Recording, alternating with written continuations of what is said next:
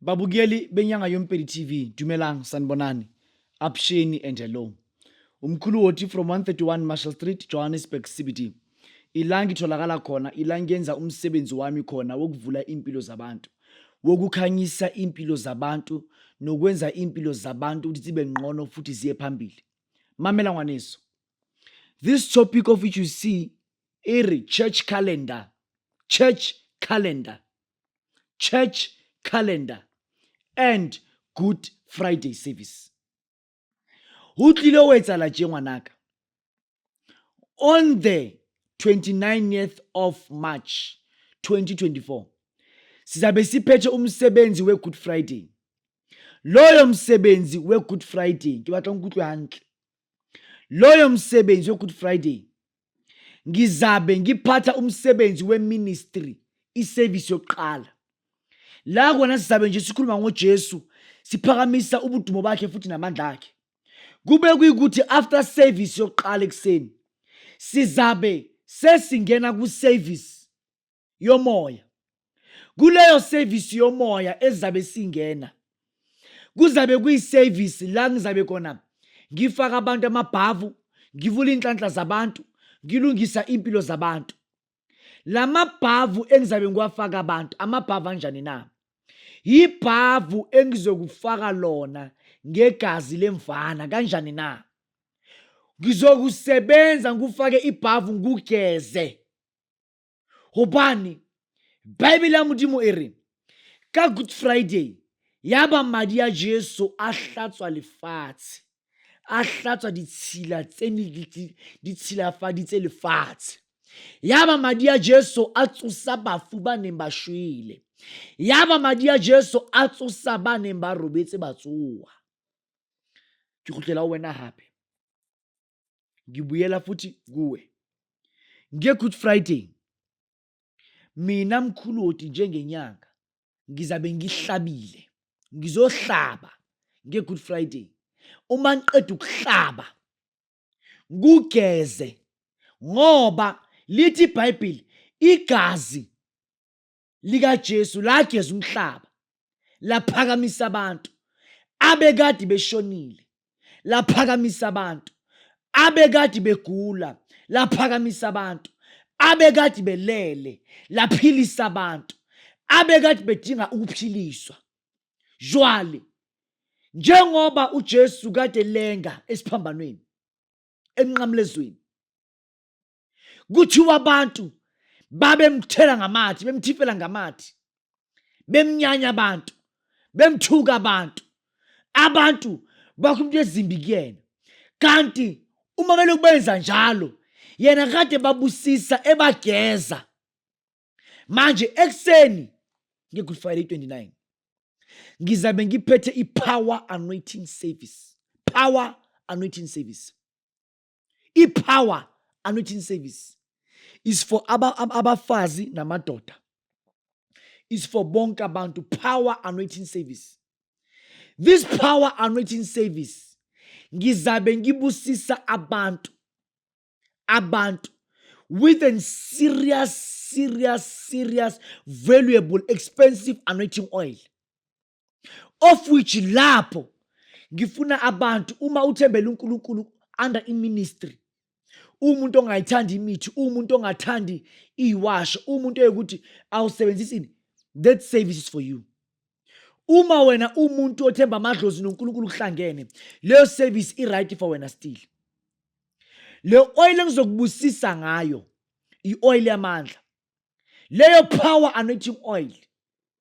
Uma umuntu efuna ukuthi ngizongiphakamisa noma ngimbusise ngayo, that oil,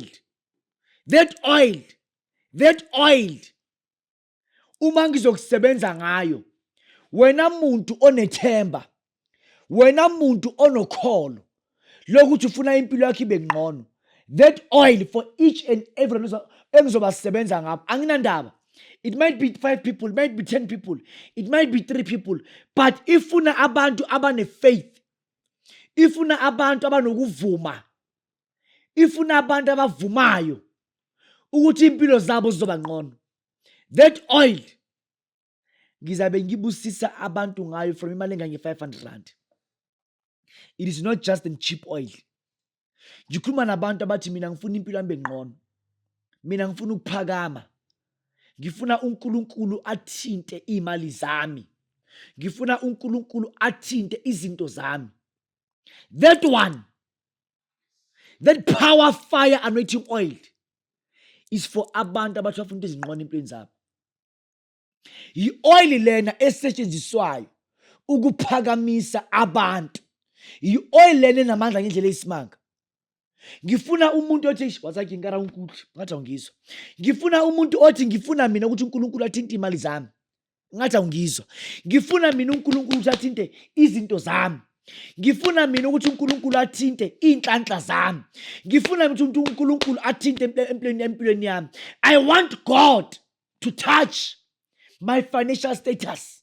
I want God to touch my financial situation. I want God to touch impilo yami. That power anointing oil ngizabe ngiphakamisa abantu ngayo from 500, 1000, 1.5, 2000, depending on ukuthi ufuna ukuthi wena ikwenzeleni.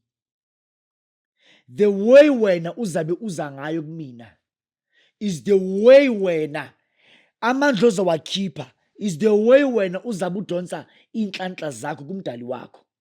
This oil needs someone who have serious faith in God. This oil needs someone who has serious faith in God, a person who's investing in uNkulunkulu. Then ngibeke ukuthi on Good Friday ngizobamba iservice yokugeza abantu, yokuvula into zabantu. That service iyoqala ngo-12 yokugeza abantu nokuvula izinto zabantu. That service izabe ibiza imali engange-400 rands.